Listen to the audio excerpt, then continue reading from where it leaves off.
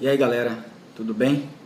Eu apareço aqui mais uma vez para trazer para vocês informações técnicas sobre o que pode acontecer com o Brasil caso o cargo de presidente, preenchido hoje pelo presidente Michel Temer, venha a vagar em face de toda essa notícia nebulosa que vem nos mostrando o que acontece mais uma vez aqui na política brasileira, reforçando mais ainda o que já vinha acontecendo com a investigação da Lava Jato, com essa novidade aí através da delação dos proprietários da empresa frigorífica JBS.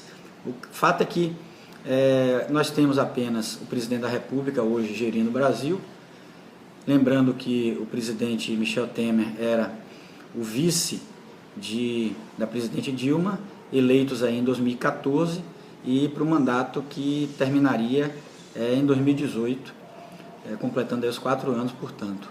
O que aconteceu foi que em 2016, no ano passado, a presidente Dilma Rousseff foi impeachmentada, foi cassada através de um processo de impeachment por prática de crime de responsabilidade, e a partir de então, o vice-presidente Michel Temer assumiu a presidência da República e ficou gerindo o Brasil sem um vice específico.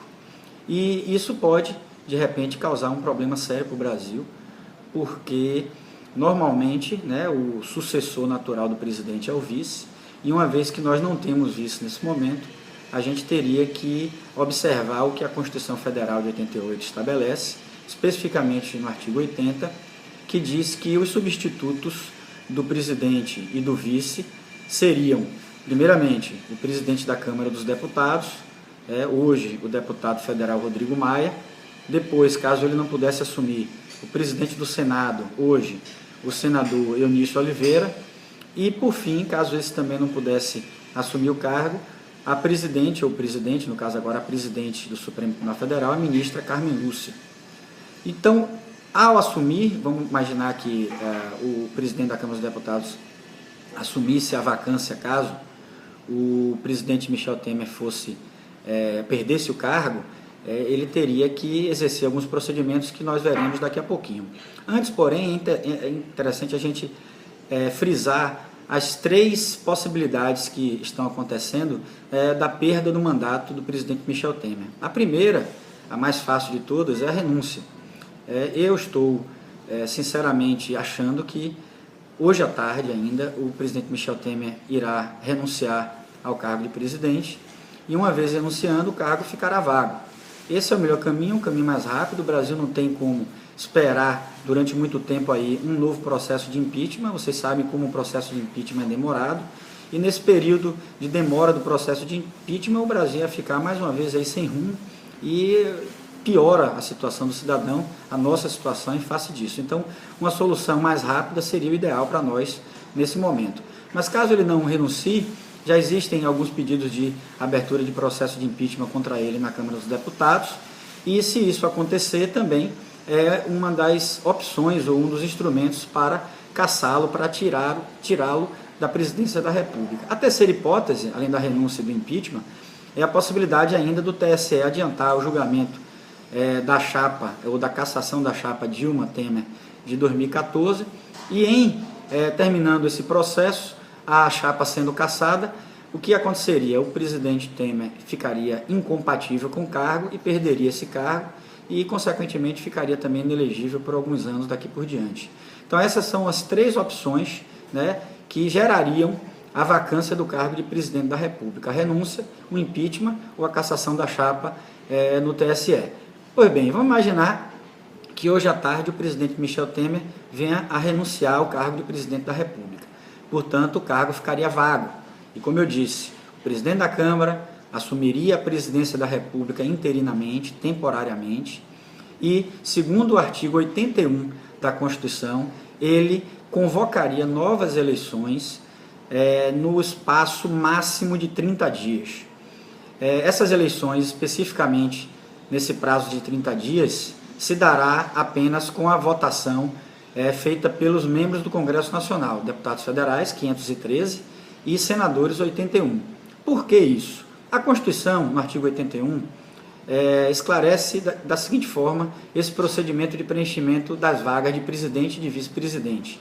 Primeiro, se a vacância acontecer, claro, dos dois cargos, nos 2 primeiros anos do mandato, e isso seria se a vacância ocorresse nos anos de 2015 ou de 2016, as eleições seriam eleições diretas. Nós, cidadãos, iríamos às urnas para escolher novo presidente e novo vice-presidente que iriam apenas complementar o mandato já aberto em 2015 pela presidente Dilma.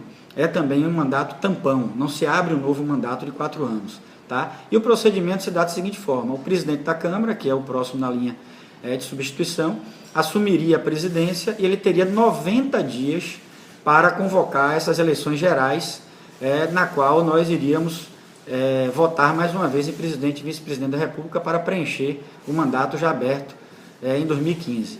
Tá? Mas no caso específico agora, nós já estamos em 2017, portanto no 3º ano do mandato, e a Constituição, nesse mesmo artigo 81, diz o seguinte: se a vacância acontecer, claro, sempre como referência ao último cargo vago, acontecer nos 2 últimos anos do mandato, no caso específico agora 2017 ou 2018, o presidente da Câmara assumiria a presidência interinamente e ele teria 30 dias, como eu acabei de dizer, para convocar novas eleições, mas essas eleições não são gerais, são eleições indiretas, eleições feitas apenas dentro do Congresso Nacional e onde os deputados federais e senadores iriam escolher o presidente e o vice-presidente da República, mais uma vez, só para preencher o mandato já aberto.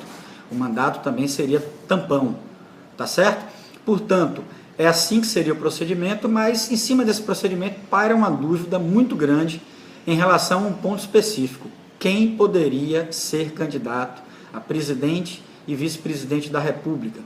Se nós levarmos em consideração o que a regra geral estabelece, só poderiam ser candidatos aquelas pessoas que tivessem no mínimo 35 anos de idade, que tivessem em dia com a justiça eleitoral, que não tivessem incorrendo aí em nenhuma hipótese de perda ou suspensão de direito político, e principalmente se essa pessoa estivesse filiada a um determinado partido político, porque aqui no Brasil não existe a candidatura avulsa, e a candidatura aqui só é possível se você estiver filiado a um partido político. Portanto, se a regra geral for a utilizada, a gente sabe o que vai acontecer. Qualquer pessoa poderia se candidatar e os deputados e senadores iriam escolher quem seriam aí o presidente e o vice-presidente da República. Tá? Agora, há uma linha doutrinária que diz que se a eleição é indireta e isso é uma exceção significativa, a gente teria que pensar que haveria a possibilidade de esses pré-requisitos para você ser candidato pudesse mudar. E o que é que poderia acontecer? Permitir que qualquer pessoa, mesmo sem uma filiação partidária, pelo tempo exigido, que é pelo menos 1 ano antes da eleição, e uma pessoa que se desincompatibilizasse do cargo, caso ele fosse funcionário público, imediatamente e fosse eleita 30 dias depois, pudesse também concorrer. Por quê? Porque a regra natural para por exemplo, membro da magistratura ou membro do Ministério Público se candidatar a qualquer cargo eletivo, inclusive de presidente, eles se desincompatibilizarem do cargo, ou seja, se afastarem do cargo, pelo menos 6 meses antes da eleição, do pleito. E nesse caso específico, você não tem esse tempo hábil de 6 meses, porque a eleição se dará a partir da vacância em 30 dias. E, portanto, o Supremo teria que se pronunciar para dizer se seria possível passar por cima desses pré-requisitos, de 1 ano de filiação e desincompatibilização, para uma pessoa determinada, um magistrado, por exemplo, um membro do Ministério Público, se candidatar. Por quê? Porque a lei brasileira não permite que o magistrado se filie a partido político e, portanto, aquele que resolva se candidatar poderia se candidatar efetivamente, porque os pré-requisitos iam ser superados aí por decisões do Supremo Tribunal Federal. Caso isso não aconteça, essas pessoas não podem ser candidatas, só poderiam ser candidatos aqueles que se enquadrassem nas regras gerais. Portanto, aqueles que já estivessem filiados a partido político, não exercessem função pública agora nenhuma, nem eletiva, nem qualquer uma outra, e tivesse aí 35 anos de idade para ser candidato. Essa dúvida, espero que seja resolvida brevemente pelo Supremo, mas o Supremo só vai se pronunciar se a vacância ocorrer do cargo de presidente da República. Esse é o procedimento, é mais ou menos assim que se dará. Muitas coisas a gente não tem certeza, porque isso nunca aconteceu no Brasil, de 88 para cá, e muitas delas serão resolvidas exatamente porque o fato pode acontecer e o Supremo teria que se pronunciar nesse sentido. Mas, de qualquer sorte, esse é um esclarecimento breve sobre esse imbróglio todo que está acontecendo no Brasil, para a gente tentar resolver de uma maneira mais rápida possível, porque a vida não pode parar aqui no Brasil. Isso prejudica a todos nós, cidadãos, que são, na verdade, somos nós, os grandes prejudicados com esse problema, essa nuvem que paira sobre o Brasil atualmente.